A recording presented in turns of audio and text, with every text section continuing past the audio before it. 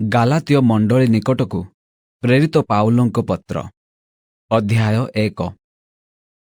ଅଭିବାଦନ। ମୁଁ ପାଉଲ, ଜଣେ ପ୍ରେରିତ ମନୁଷ୍ୟଠାରୁ ନୁହେଁ, କିମ୍ବା ମନୁଷ୍ୟମାନଙ୍କ ଦ୍ୱାରା ନୁହେଁ, କିନ୍ତୁ ଯୀଶୁଖ୍ରୀଷ୍ଟଙ୍କ ଦ୍ୱାରା, ଏବଂ ଯେଉଁ ପିତା ଈଶ୍ୱର ତାହାଙ୍କୁ ମୃତମାନଙ୍କ ମଧ୍ୟରୁ ଉଠାଇଲେ ତାହାଙ୍କ ଦ୍ୱାରା, ଆଉ ମୋହର ସାଙ୍ଗରେ ଥିବା ଭାଇ ସମସ୍ତେ ଗାଲାତୀୟ ଅଞ୍ଚଳରେ ଥିବା ମଣ୍ଡଳୀ ସମୂହକୁ ପତ୍ର। ଆମ୍ଭମାନଙ୍କ ପିତା ଈଶ୍ୱର ଓ ପ୍ରଭୁ ଯୀଶୁଖ୍ରୀଷ୍ଟଙ୍କଠାରୁ ଅନୁଗ୍ରହ ଓ ଶାନ୍ତି ତୁମ୍ଭମାନଙ୍କ ପ୍ରତି ହେଉ। ସେ ଆମ୍ଭମାନଙ୍କ ପିତା ଈଶ୍ୱରଙ୍କ ଇଚ୍ଛାନୁସାରେ ଏହି ପାପମୟ ଜଗତରୁ ଆମ୍ଭମାନଙ୍କୁ ଉଦ୍ଧାର କରିବା ପାଇଁ ଆମ୍ଭମାନଙ୍କ ପାପ ନିମନ୍ତେ ଆପଣାକୁ ପ୍ରଦାନ କଲେ। ଯୁଗେ ଯୁଗେ ତାହାଙ୍କର ଗୌରବ ହେଉ। ଆମେନ୍। ଏକମାତ୍ର ସୁସମାଚାର। ଖ୍ରୀଷ୍ଟଙ୍କ ଅନୁଗ୍ରହରେ ଯେ ତୁମ୍ଭମାନଙ୍କୁ ଆହ୍ୱାନ କଲେ, ତାହାଙ୍କଠାରୁ ତୁମ୍ଭେମାନେ ଯେ ଏତେ ଶୀଘ୍ର ବିମୁଖ ହୋଇ ଅନ୍ୟ ସୁସମାଚାର ପ୍ରତି ଅନୁରକ୍ତ ହେଉଅଛ, ଏଥିରେ ମୁଁ ଚମତ୍କୃତ ହେଉଅଛି। ତାହା ଅନ୍ୟ ସୁସମାଚାର ସୁଦ୍ଧା ନୁହେଁ, କେବଳ କେତେକ ତୁମ୍ଭମାନଙ୍କୁ ଅସ୍ଥିର କରୁଅଛନ୍ତି ଓ ଖ୍ରୀଷ୍ଟଙ୍କ ସୁସମାଚାରକୁ ବିକୃତ କରିବାକୁ ଇଚ୍ଛା କରୁଅଛନ୍ତି। କିନ୍ତୁ ଯେଉଁ ସୁସମାଚାର ଆମ୍ଭେମାନେ ତୁମ୍ଭମାନଙ୍କ ନିକଟରେ ପ୍ରଚାର କରିଥିଲୁ, ଯଦି ଆମ୍ଭେମାନେ କିମ୍ବା ସ୍ୱର୍ଗରୁ ଦୂତ ହେଲେ ମଧ୍ୟ ତା ବ୍ୟତୀତ ଅନ୍ୟ ସୁସମାଚାର ପ୍ରଚାର କରେ, ତେବେ ସେ ଶାପଗ୍ରସ୍ତ ହେଉ। ଯେପରି ଆମ୍ଭେମାନେ ପୂର୍ବରେ କହିଅଛୁ, ସେହିପରି ମୁଁ ଏବେ ଆଉ ଥରେ କହୁଅଛି, ଯେଉଁ ସୁସମାଚାର ତୁମ୍ଭେମାନେ ଗ୍ରହଣ କରିଥିଲ, ତା ବ୍ୟତୀତ ଯଦି କୌଣସି ଲୋକ ଅନ୍ୟ ସୁସମାଚାର ତୁମ୍ଭମାନଙ୍କ ନିକଟରେ ପ୍ରଚାର କରେ, ତେବେ ସେ ଶାପଗ୍ରସ୍ତ ହେଉ। ମୁଁ କି ଏବେ ମନୁଷ୍ୟମାନଙ୍କର କିମ୍ବା ଈଶ୍ୱରଙ୍କର ପ୍ରିୟପାତ୍ର ହେବାକୁ ଯତ୍ନ କରୁଅଛି, ଅବା ମନୁଷ୍ୟମାନଙ୍କୁ କି ସନ୍ତୁଷ୍ଟ କରିବାକୁ ଚେଷ୍ଟା କରୁଅଛି? ଯଦି ମୁଁ ଏବେ ସୁଦ୍ଧା ମନୁଷ୍ୟମାନଙ୍କୁ ସନ୍ତୁଷ୍ଟ କରୁଥାନ୍ତି, ତେବେ ମୁଁ ଖ୍ରୀଷ୍ଟଙ୍କର ଦାସ ହୁଅନ୍ତି ନାହିଁ। ପାଉଲ ଈଶ୍ୱରଙ୍କ ଦ୍ୱାରା ଆହୁତ। କାରଣ ହେ ଭାଇମାନେ, ଯେଉଁ ସୁସମାଚାର ମୋ ଦ୍ୱାରା ପ୍ରଚାରିତ ହୋଇଅଛି, ସେ ସମ୍ବନ୍ଧରେ ତୁମ୍ଭମାନଙ୍କୁ ଜଣାଉଅଛି ଯେ ତାହା ମନୁଷ୍ୟର ମତାନୁସାରେ ନୁହେଁ, ଯେଣୁ ମୁଁ ତାହା ମନୁଷ୍ୟଠାରୁ ପାଇନାହିଁ, କିଅବା ଶିକ୍ଷା କରିନାହିଁ, କିନ୍ତୁ ଯୀଶୁଖ୍ରୀଷ୍ଟଙ୍କ ପ୍ରତ୍ୟାଦେଶ ଦ୍ୱାରା ପାଇଅଛି। ପୂର୍ବେ ଯିହୁଦୀ ଧର୍ମରେ ମୋହର ଆଚରଣ ସମ୍ବନ୍ଧରେ ତୁମ୍ଭେମାନେ ତ ଶୁଣିଅଛ। ମୁଁ ଈଶ୍ୱରଙ୍କ ମଣ୍ଡଳୀକି ଅତିରିକ୍ତ ଭାବରେ ତାଡ଼ନା କରୁଥିଲି ଓ ତାହା ଉଚ୍ଛିନ୍ନ କରିବାକୁ ଚେଷ୍ଟା କରୁଥିଲି, ଆଉ ମୋହର ପିତୃପୁରୁଷଙ୍କ ପରମ୍ପରାଗତ ରୀତିନୀତି ନିମନ୍ତେ ଅତ୍ୟନ୍ତ ଉଦ୍ଯୋଗୀ ହୋଇ ମୋହର ସମବୟସ୍କ ସ୍ୱଜାତି ଲୋକମାନଙ୍କ ମଧ୍ୟରେ ଅନେକଙ୍କଠାରୁ ବଳି ଯିହୁଦୀ ଧର୍ମରେ ଅଗ୍ରସର ହେଉଥିଲେ।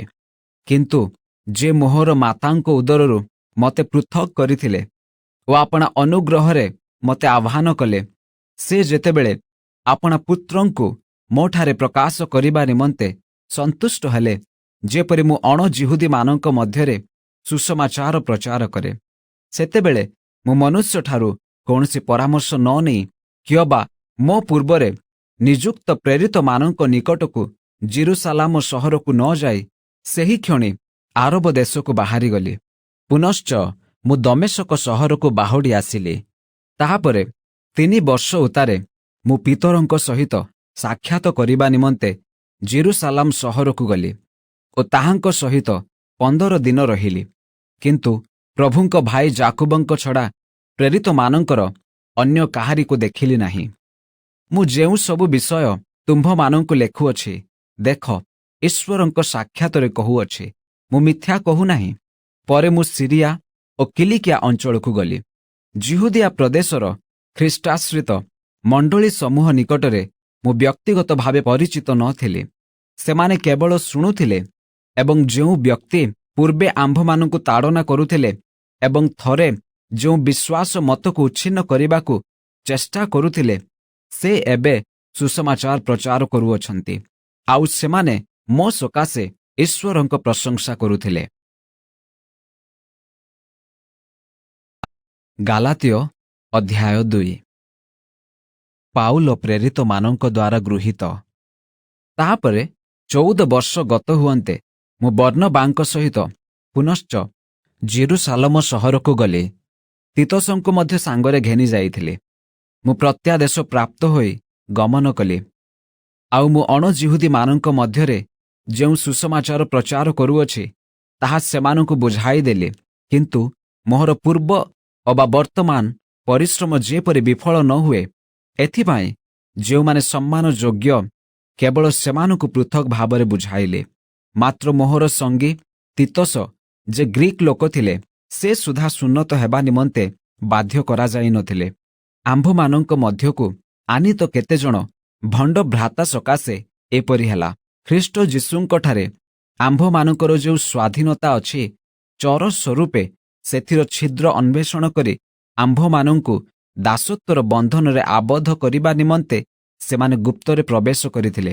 କିନ୍ତୁ ସୁସମାଚାରର ସତ୍ୟ ଯେପରି ତୁମ୍ଭମାନଙ୍କ ନିକଟରେ ସ୍ଥାୟୀ ହୋଇ ରହେ, ଏଥିପାଇଁ ଆମ୍ଭେମାନେ ଦଣ୍ଡେ ମାତ୍ର ଅଧୀନତା ସ୍ୱୀକାର କରି ସେମାନଙ୍କର ବଶବର୍ତ୍ତୀ ହୋଇନଥିଲୁ।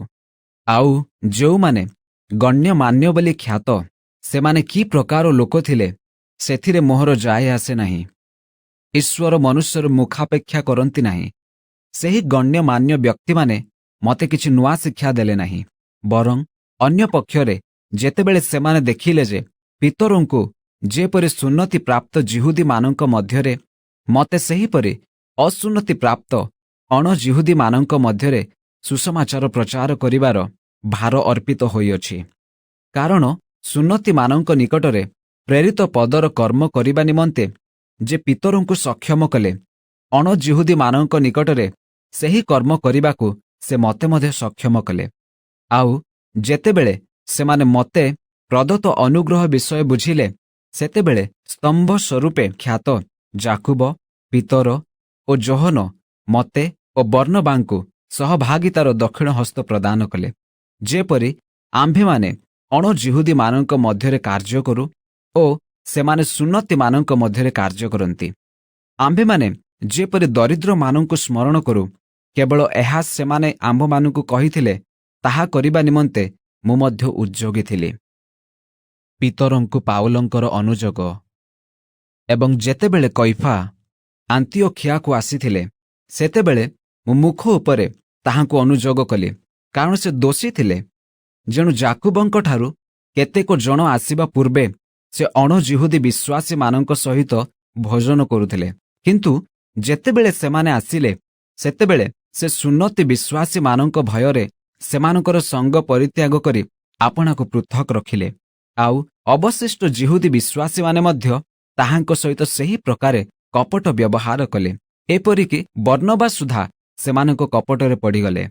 କିନ୍ତୁ ଯେତେବେଳେ ମୁଁ ଦେଖିଲି ଯେ ସେମାନେ ସୁସମାଚାରର ସତ୍ୟ ଅନୁଯାୟୀ ସରଳ ଭାବରେ ଆଚରଣ କରୁନାହାନ୍ତି, ସେତେବେଳେ ମୁଁ ସମସ୍ତଙ୍କ ସାକ୍ଷାତରେ କୈଫାଙ୍କୁ କହିଲି, ତୁମ୍ଭେ ଜିହୁଦୀ ହୋଇ ଯଦି ଜିହୁଦୀମାନଙ୍କ ପରି ବ୍ୟବହାର ନ କରି ଅଣଜିହୁଦୀମାନଙ୍କ ପରି ବ୍ୟବହାର କର, ତେବେ ତୁମ୍ଭେ କିପରି ଅଣଜିହୁଦୀମାନଙ୍କୁ ଜିହୁଦୀମାନଙ୍କ ପରି ବ୍ୟବହାର କରିବା ନିମନ୍ତେ ବାଧ୍ୟ କରୁଅଛ?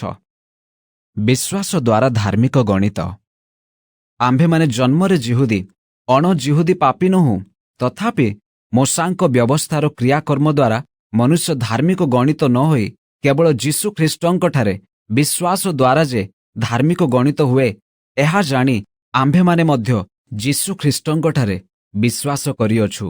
ଯେପରି ମୋଶାଙ୍କ ବ୍ୟବସ୍ଥାର କ୍ରିୟାକର୍ମ ଦ୍ୱାରା ଧାର୍ମିକ ଗଣିତ ନ ହୋଇ ଖ୍ରୀଷ୍ଟଙ୍କଠାରେ ବିଶ୍ୱାସ ଦ୍ୱାରା ଧାର୍ମିକ ଗଣିତ ହେଉ, କାରଣ ମୋଶାଙ୍କ ବ୍ୟବସ୍ଥାର କ୍ରିୟାକର୍ମ ଦ୍ୱାରା କୌଣସି ମନୁଷ୍ୟ ଧାର୍ମିକ ଗଣିତ ହେବ ନାହିଁ। କିନ୍ତୁ ଖ୍ରୀଷ୍ଟଙ୍କ ଦ୍ୱାରା ଧାର୍ମିକ ଗଣିତ ହେବାକୁ ଚେଷ୍ଟା କରି ଆମ୍ଭେମାନେ ନିଜେ ମଧ୍ୟ ଯଦି ପାପୀ ବୋଲି ଦେଖାଗଲୁ, ତେବେ ଖ୍ରୀଷ୍ଟ କି ପାପର ସେବକ? ତାହା କେବେ ହେ ନ ହେଉ। କାରଣ ମୁଁ ଯେଉଁ ଯେଉଁ ମୋଶାଙ୍କ ବ୍ୟବସ୍ଥା ଭାଙ୍ଗିଅଛି, ସେହିସବୁ ଯଦି ଆଉଥରେ ନିର୍ମାଣ କରେ, ତେବେ ମୁଁ ନିଜକୁ ଅପରାଧୀ ବୋଲି ପ୍ରମାଣ କରୁଅଛି। ଯେଣୁ ଈଶ୍ୱରଙ୍କ ଉଦ୍ଦେଶ୍ୟରେ ଜୀବିତ ହେବା ନିମନ୍ତେ ମୁଁ ମୋଶାଙ୍କ ବ୍ୟବସ୍ଥା ଦ୍ୱାରା ମୋଶାଙ୍କ ବ୍ୟବସ୍ଥା ପ୍ରତି ମୃତ ହୋଇଅଛି। ମୁଁ ଖ୍ରୀଷ୍ଟଙ୍କ ସହିତ କ୍ରୁଶରେ ହତ ହୋଇଅଛି। ମୁଁ ଆଉ ଜୀବିତ ନୁହେଁ, ମାତ୍ର ଖ୍ରୀଷ୍ଟ ମୋଠାରେ ଜୀବିତ ଅଛନ୍ତି। ପୁଣି ମୁଁ ଶରୀରରେ ଥାଇ ବର୍ତ୍ତମାନ ଯେଉଁ ଜୀବନ ଯାପନ କରୁଅଛି, ତାହା ବିଶ୍ୱାସରେ, ଅର୍ଥାତ୍ ଈଶ୍ୱରଙ୍କ ପୁତ୍ର ମୋତେ ପ୍ରେମ କରି ମୋ ନିମନ୍ତେ ଆପଣାକୁ ଉତ୍ସର୍ଗ କଲେ, ତାହାଙ୍କଠାରେ ବିଶ୍ୱାସ କରି ଯାପନ କରୁଅଛି। ମୁଁ ଈଶ୍ୱରଙ୍କ ଅନୁଗ୍ରହକୁ ବ୍ୟର୍ଥ କରୁନାହିଁ, କାରଣ ଯଦି ମୋଶାଙ୍କ ବ୍ୟବସ୍ଥା ଦ୍ୱାରା ଧାର୍ମିକତା ଲାଭ ହୁଏ, ତାହେଲେ ଖ୍ରୀଷ୍ଟଙ୍କ ମୃତ୍ୟୁ ଭୋଗ କରିବା ବୃଥା। ଗାଲାତୀୟ ଅଧ୍ୟାୟ 3। ବିଶ୍ୱାସ ଅବା ମୋଶାଙ୍କ ବ୍ୟବସ୍ଥା ପାଳନ ଦ୍ୱାରା ଧାର୍ମିକତା। ହେ ନିର୍ବୋଧ ଗାଲାତୀୟମାନେ, କିଏ ତୁମ୍ଭମାନଙ୍କୁ ମୋହିତ କଲା? ତୁମ୍ଭମାନଙ୍କ ଚକ୍ଷୁ ସମ୍ମୁଖରେ ତ କ୍ରୁଶରେ ହତ ଯୀଶୁଖ୍ରୀଷ୍ଟଙ୍କ ଚିତ୍ର ଅଙ୍କିତ ହୋଇଥିଲା। ମୁଁ ତୁମ୍ଭମାନଙ୍କଠାରୁ କେବଳ ଏହା ଜାଣିବାକୁ ଇଚ୍ଛା କରେ, ତୁମ୍ଭେମାନେ କ'ଣ ମୋଶାଙ୍କ ବ୍ୟବସ୍ଥାର କର୍ମ ହେତୁ ନା ବିଶ୍ୱାସରେ ସୁସମାଚାର ଶୁଣିବା ହେତୁ ପବିତ୍ର ଆତ୍ମା ପାଇଥିଲ? ତୁମ୍ଭେମାନେ କ'ଣ ଏପରି ନିର୍ବୋଧ? ପବିତ୍ର ଆତ୍ମାରେ ଆରମ୍ଭ କରି ତୁମ୍ଭେମାନେ କି ଏବେ ଶରୀରରେ ସିଦ୍ଧ ହେବାକୁ ଯାଉଅଛ? ତୁମ୍ଭେମାନେ କି ବ୍ୟର୍ଥରେ ଏତେ କ୍ଲେଶ ଭୋଗ କରିଅଛ? ତାହା କ'ଣ ପ୍ରକୃତରେ ବୃଥା? ଅତଏବ ଯେ ତୁମ୍ଭମାନଙ୍କୁ ପବିତ୍ର ଆତ୍ମା ଦାନ କରନ୍ତି ଆଉ ତୁମ୍ଭମାନଙ୍କ ମଧ୍ୟରେ ମହତର କାର୍ଯ୍ୟ ସାଧନ କରନ୍ତି, ସେ କି ମୋଶାଙ୍କ ବ୍ୟବସ୍ଥାର କ୍ରିୟାକର୍ମ ହେତୁ ତାହା କରନ୍ତି, ନା ବିଶ୍ୱାସରେ ସୁସମାଚାର ଶୁଣିବା ହେତୁ କରନ୍ତି? ଯେପରି ଅବ୍ରାହମ ଈଶ୍ୱରଙ୍କୁ ବିଶ୍ୱାସ କଲେ, ଆଉ ତାହାଙ୍କ ପକ୍ଷରେ ତାହା ଧାର୍ମିକତା ବୋଲି ଗଣିତ ହେଲା। ଅତଏବ ଯେଉଁମାନେ ବିଶ୍ୱାସୀ, ସେମାନେ ଅବ୍ରାହମଙ୍କର ସନ୍ତାନ, ଆଉ ଈଶ୍ୱର ଅଣଜିହୁଦୀମାନଙ୍କୁ ବିଶ୍ୱାସ ହେତୁ ଧାର୍ମିକ ଗଣନା କରିବେ। ଏହା ଧର୍ମଶାସ୍ତ୍ର ପୂର୍ବରୁ ଦେଖି ଅବ୍ରାହମଙ୍କ ନିକଟରେ ସୁସମାଚାର ପ୍ରଚାର କରି କହିଲା, ତୁମ୍ଭ ଦେଇ ସମସ୍ତ ଜାତି ଆଶୀର୍ବାଦ ପ୍ରାପ୍ତ ହେବେ। ଏଣୁ ଯେଉଁମାନେ ବିଶ୍ୱାସୀ, ସେମାନେ ବିଶ୍ୱାସର ପୁରୁଷ ଅବ୍ରାହମଙ୍କ ସହିତ ଆଶୀର୍ବାଦ ପ୍ରାପ୍ତ ହୁଅନ୍ତି। ଧାର୍ମିକ ବିଶ୍ୱାସ ଦ୍ୱାରା ବଞ୍ଚିବ। କାରଣ ଯେତେ ଲୋକ ମୋଶାଙ୍କ ବ୍ୟବସ୍ଥାର କ୍ରିୟାକର୍ମ କରନ୍ତି, ସେମାନେ ଶାପଗ୍ରସ୍ତ।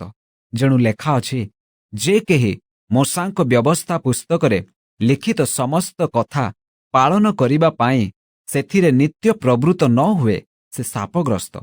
ମୋଶାଙ୍କ ବ୍ୟବସ୍ଥା ଦ୍ୱାରା କେହି ଯେ ଈଶ୍ୱରଙ୍କ ସାକ୍ଷାତରେ ଧାର୍ମିକ ଗଣିତ ହୁଏ ନାହିଁ, ଏହା ତ ପବିତ୍ର ଶାସ୍ତ୍ରରେ ସ୍ପଷ୍ଟ।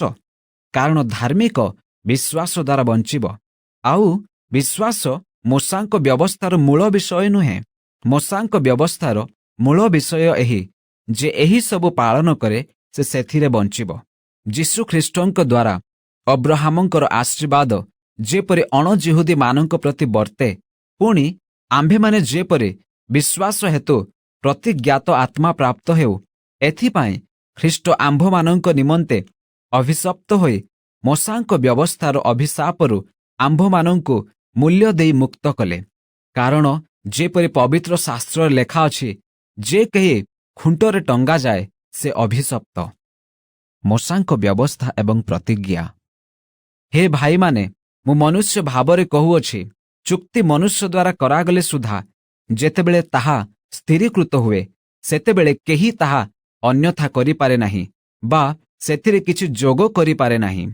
ଅବ୍ରାହମ ଓ ତାହାଙ୍କ ସନ୍ତାନ ପ୍ରତି ପ୍ରତିଜ୍ଞା ସମୂହ ଉକ୍ତ ହୋଇଥିଲା। ଅନେକଙ୍କୁ ଲକ୍ଷ୍ୟ କରି ସନ୍ତାନମାନଙ୍କୁ ବୋଲି କୁହାଯାଏ ନାହିଁ, କିନ୍ତୁ ଜଣଙ୍କୁ ଅର୍ଥାତ୍ ଖ୍ରୀଷ୍ଟଙ୍କୁ ଲକ୍ଷ୍ୟ କରି ତୁମ୍ଭର ସନ୍ତାନକୁ ବୋଲି କୁହାଯାଏ। ମୋହର ଭାବ ଏହି, ଯେଉଁ ନିୟମ ଈଶ୍ୱରଙ୍କ କର୍ତ୍ତୃକ ପୂର୍ବରୁ ସ୍ଥିରୀକୃତ ହୋଇଥିଲା, 430 ବର୍ଷ ପରେ ଦିଆଯାଇଥିବା ମୋଶାଙ୍କ ବ୍ୟବସ୍ଥା ତାହା ବ୍ୟର୍ଥ କରେ ନାହିଁ, ଯେପରି ତଦ୍ୱାରା ପ୍ରତିଜ୍ଞା ନିଷ୍ଫଳ କରାଯାଏ। କାରଣ ଅଧିକାର ଯଦି ମୋଶାଙ୍କ ବ୍ୟବସ୍ଥା ମୂଳକ ହୁଏ, ତେବେ ତାହା ଆଉ ପ୍ରତିଜ୍ଞାମୂଳକ ନୁହେଁ।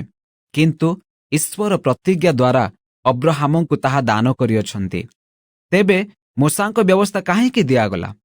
ଯେଉଁ ସନ୍ତାନଙ୍କୁ ଲକ୍ଷ୍ୟ କରି ପ୍ରତିଜ୍ଞା କରାଯାଇଥିଲା, ତାହାଙ୍କ ନ ଆସିବା ପର୍ଯ୍ୟନ୍ତ ତାହା ଆଜ୍ଞା ଲଙ୍ଘନ ହେତୁ ଯୋଗ କରାଗଲା। ପୁଣି ତାହା ଦୂତମାନଙ୍କ ଦ୍ୱାରା ଜଣେ ମଧ୍ୟସ୍ଥଙ୍କ ହସ୍ତରେ ସ୍ଥାପିତ ହୋଇଥିଲା।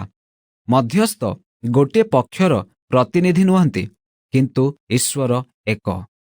ବ୍ୟବସ୍ଥାର ଉଦ୍ଦେଶ୍ୟ। ତେବେ ମୋଶାଙ୍କ ବ୍ୟବସ୍ଥା କି ଈଶ୍ୱରଙ୍କ ପ୍ରତିଜ୍ଞା ସମୂହର ବିରୁଦ୍ଧ? ତାହା କେବେ ନ ହେଉ। କାରଣ ଯଦି ଜୀବନ ଦେବାକୁ ସମର୍ଥ ଏପରି ମୋଶାଙ୍କ ବ୍ୟବସ୍ଥା ଦିଆଯାଇଥାନ୍ତା, ତେବେ ଧାର୍ମିକତା ପ୍ରକୃତରେ ମୋଶାଙ୍କ ବ୍ୟବସ୍ଥା ମୂଳକ ହୁଅନ୍ତା। କିନ୍ତୁ ଯେପରି ଯୀଶୁଖ୍ରୀଷ୍ଟଙ୍କଠାରେ ବିଶ୍ୱାସ ହେତୁ ପ୍ରତିଜ୍ଞା ବିଶ୍ୱାସ କରୁଥିବା ଲୋକମାନଙ୍କୁ ଦିଆଯାଏ, ଏଥିପାଇଁ ଧର୍ମଶାସ୍ତ୍ର ସମସ୍ତ ବିଷୟକୁ ପାପର ଅଧୀନ ବୋଲି ଗଣନା କରିଅଛି। ମାତ୍ର ସେହି ବିଶ୍ୱାସ ଆସିବା ପୂର୍ବେ ପ୍ରକାଶିତ ହେବାକୁ ଯାଉଥିବା ସେହି ବିଶ୍ୱାସ ପ୍ରାପ୍ତି ଉଦ୍ଦେଶ୍ୟରେ ଆମ୍ଭେମାନେ ମୋଶାଙ୍କ ବ୍ୟବସ୍ଥାର ଅଧୀନରେ ବନ୍ଦୀ ହୋଇ ରକ୍ଷିତ ହେଉଥିଲୁ। ଏହି ପ୍ରକାରେ ବିଶ୍ୱାସ ହେତୁ ଆମ୍ଭମାନଙ୍କର ଧାର୍ମିକ ଗଣିତ ହେବା ନିମନ୍ତେ ଖ୍ରୀଷ୍ଟଙ୍କ ଆଗମନ ପର୍ଯ୍ୟନ୍ତ ମୋଶାଙ୍କ ବ୍ୟବସ୍ଥା ଆମ୍ଭମାନଙ୍କର ଶିକ୍ଷକ ସ୍ୱରୂପ ହୋଇଥିଲା। କିନ୍ତୁ ଏବେ ସେହି ବିଶ୍ୱାସ ଉପସ୍ଥିତ ହେଲା ପରେ ଆମ୍ଭେମାନେ ଆଉ ସେହି ଶିକ୍ଷକର ଅଧୀନରେ ନାହୁଁ, କାରଣ ତୁମ୍ଭେମାନେ ସମସ୍ତେ ଯୀଶୁଖ୍ରୀଷ୍ଟଙ୍କଠାରେ ବିଶ୍ୱାସ ଦ୍ୱାରା ଈଶ୍ୱରଙ୍କର ସନ୍ତାନ ହୋଇଅଛ। ଯେଣୁ ତୁମ୍ଭେମାନେ ଯେତେ ଲୋକ ଖ୍ରୀଷ୍ଟଙ୍କ ଉଦ୍ଦେଶ୍ୟରେ ବାପ୍ତିଜିତ ହୋଇଅଛ, ତୁମ୍ଭେମାନେ ସମସ୍ତେ ଖ୍ରୀଷ୍ଟଙ୍କୁ ପରିଧାନ କରିଅଛ। ଯିହୁଦୀ କି ଗ୍ରୀକ୍, ଦାସ କି ସ୍ୱାଧୀନ, ପୁରୁଷ କି ସ୍ତ୍ରୀ, ତୁମ୍ଭମାନଙ୍କ ମଧ୍ୟରେ କିଛି ରହି ପ୍ରଭେଦ ନାହିଁ, କାରଣ ଖ୍ରୀଷ୍ଟ ଯୀଶୁଙ୍କଠାରେ ତୁମ୍ଭେମାନେ ଏକ। ଆଉ ଯଦି ତୁମ୍ଭେମାନେ ଖ୍ରୀଷ୍ଟଙ୍କର, ତେବେ ତୁମ୍ଭେମାନେ ତ ଅବ୍ରାହମଙ୍କ ବଂଶ, ପ୍ରତିଜ୍ଞା ଅନୁସାରେ ଉତ୍ତରାଧିକାରୀ। ଗାଲାତୀୟ ଅଧ୍ୟାୟ 4। ପୁତ୍ର ଏବଂ ଉତ୍ତରାଧିକାରୀ। କିନ୍ତୁ ମୁଁ କହୁଅଛି, ଯେତେ ଦିନ ପର୍ଯ୍ୟନ୍ତ ଉତ୍ତରାଧିକାରୀ ନାବାଳକ ଥାଏ, ସେତେ ଦିନ ପର୍ଯ୍ୟନ୍ତ ସେ ସମସ୍ତ ବିଷୟରେ କର୍ତ୍ତା ହେଲେ ହିଁ କୌଣସି ପ୍ରକାରେ ଦାସଠାରୁ ଭିନ୍ନ ନୁହେଁ। କିନ୍ତୁ ପିତାଙ୍କ ନିରୂପିତ ସମୟ ପର୍ଯ୍ୟନ୍ତ ସେ ଅଭିଭାବକ ଓ ବ୍ୟବର୍ତ୍ତାମାନଙ୍କ ଅଧୀନରେ ଥାଏ। ସେହିପରି ଆମ୍ଭେମାନେ ମଧ୍ୟ ଯେତେବେଳେ ଧର୍ମରେ ନାବାଳକ ଥିଲୁ, ସେତେବେଳେ ଜଗତର ମୌଳିକ ବିଷୟଗୁଡ଼ାକର ଦାସ ଥିଲୁ। କିନ୍ତୁ କାଳ ସମ୍ପୂର୍ଣ୍ଣ ହୁଅନ୍ତେ ଈଶ୍ୱର ଆପଣା ନିକଟରୁ ନିଜ ପୁତ୍ରଙ୍କୁ ପ୍ରେରଣ କଲେ।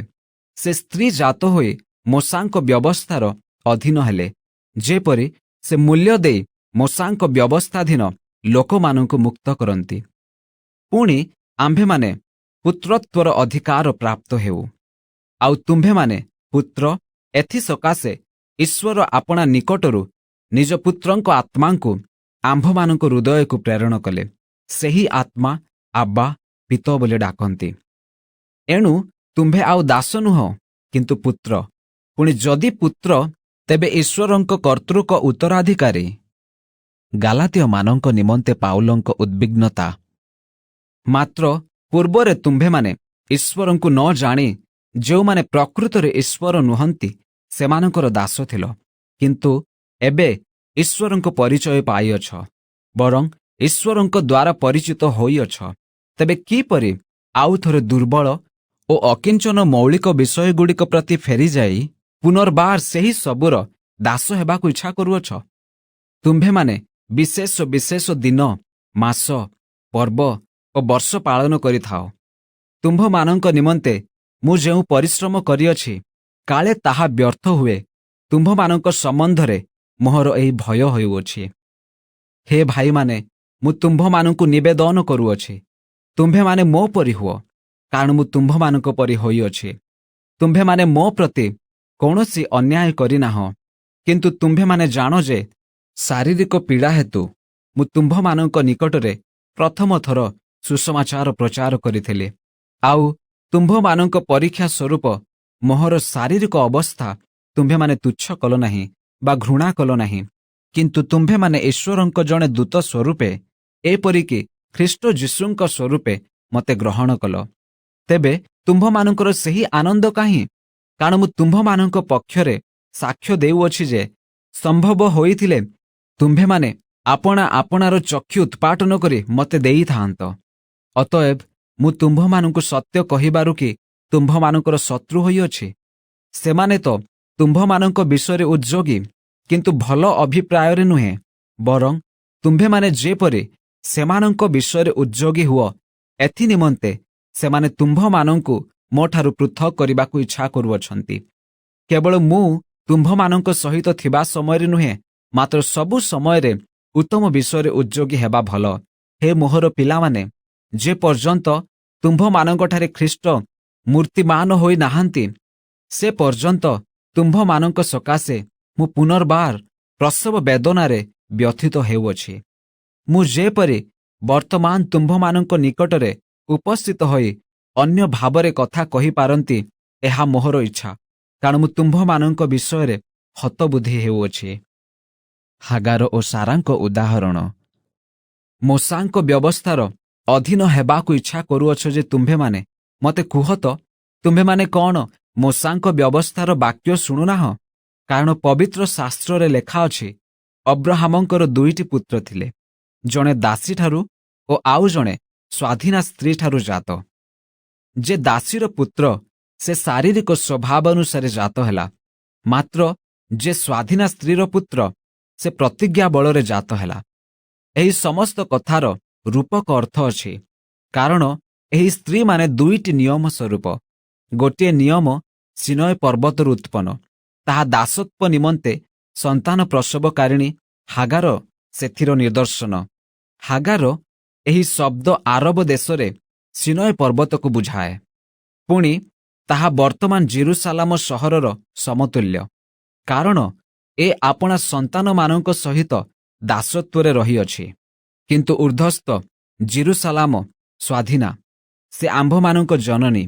ଯେଣୁ ଲେଖା ଅଛି, ଆଗ ବନ୍ଧ୍ୟେ ଅପ୍ରସୂତେ ଆନନ୍ଦ କର, ଆଗ ପ୍ରସବ ବେଦନା ରହିତେ ଉଚ୍ଚ ସ୍ୱରରେ ଜୟଧ୍ୱନି କର, କାରଣ ସଧବାର ସନ୍ତାନଠାରୁ ଅନାଥର ସନ୍ତାନ ଅଧିକ। ହେ ଭାଇମାନେ, ତୁମେମାନେ ଇସାକଙ୍କ ପରି ପ୍ରତିଜ୍ଞାର ସନ୍ତାନ।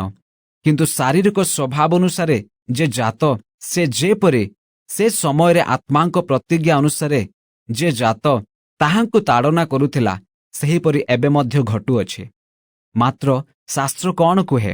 ଦାସୀ ଓ ତାହାର ପୁତ୍ରକୁ ବାହାର କରିଦିଅ, କାରଣ ଦାସୀର ପୁତ୍ର ସ୍ୱାଧୀନା ସ୍ତ୍ରୀର ପୁତ୍ର ସହିତ ଉତ୍ତରାଧିକାରୀ ହେବ ନାହିଁ। ଅତଏବ ଭାଇମାନେ, ଆମ୍ଭେମାନେ ଦାସୀର ସନ୍ତାନ ନୋହୁଁ, କିନ୍ତୁ ସ୍ୱାଧୀନା ସ୍ତ୍ରୀର ସନ୍ତାନ।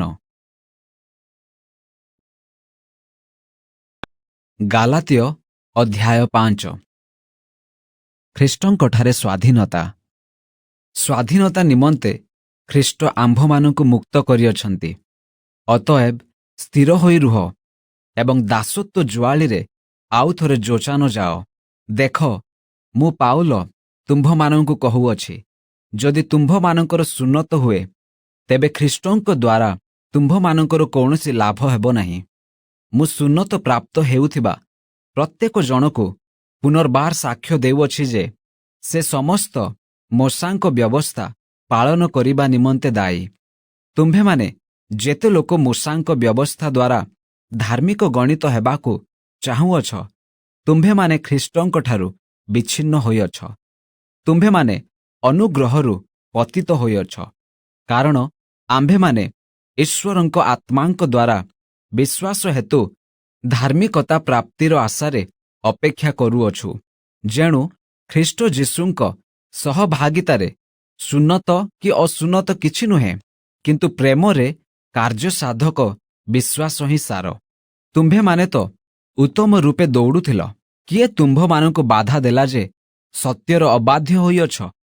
ତୁମ୍ଭମାନଙ୍କ ଆହ୍ୱାନକର୍ତ୍ତା ଈଶ୍ୱରଙ୍କଠାରୁ ଏହି ପ୍ରବର୍ତ୍ତନା ଆସିନାହିଁ। ଅଳ୍ପ ଖମିର ପିଣ୍ଡୁଳାଯାକ ଖମିରମୟ କରିଦିଏ। ତୁମ୍ଭେମାନେ ଯେ ଅନ୍ୟ ପ୍ରକାର ବିଚାର କରିବ ନାହିଁ, ଏହା ମୁଁ ତୁମ୍ଭମାନଙ୍କ ବିଷୟରେ ପ୍ରଭୁଙ୍କଠାରେ ଦୃଢ଼ ବିଶ୍ୱାସ କରୁଅଛି।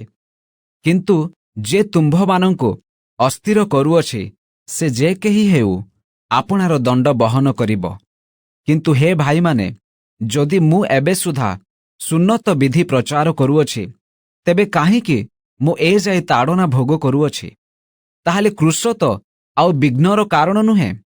ଯେଉଁମାନେ ତୁମ୍ଭମାନଙ୍କୁ ଅସ୍ଥିର କରୁଅଛନ୍ତି, ସେମାନେ ସମ୍ପୂର୍ଣ୍ଣ ଅଙ୍ଗହୀନ ହେଲେ ଭଲ ହୁଅନ୍ତା।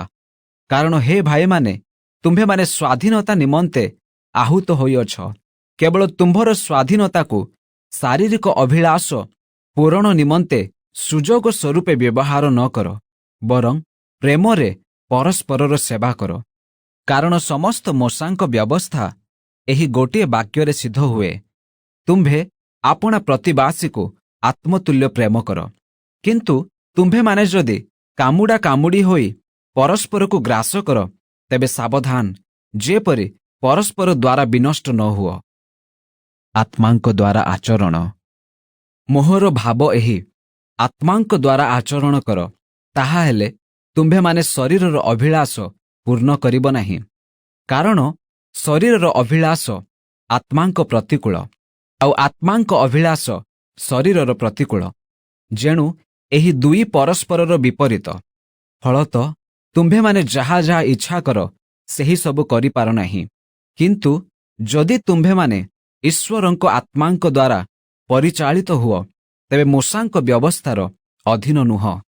ଶରୀରର କାର୍ଯ୍ୟଗୁଡ଼ାକ ତ ସ୍ପଷ୍ଟ ରୂପେ ଜଣା: ବ୍ୟଭିଚାର, ଅଶୁଚିତା, କାମୁକତା, ପ୍ରତିମା ପୂଜା, ନରହତ୍ୟା, କୁହୁକ, ଶତ୍ରୁତା, ବିବାଦ, ଦ୍ୱେଷ, କ୍ରୋଧ, ସ୍ୱାର୍ଥପରତା, ଦଳଭେଦ, ମତଭେଦ, ଈର୍ଷା, ମତ୍ତତା, ରଙ୍ଗରସ ଇତ୍ୟାଦି ପ୍ରକାର କର୍ମଗୁଡ଼ାକ।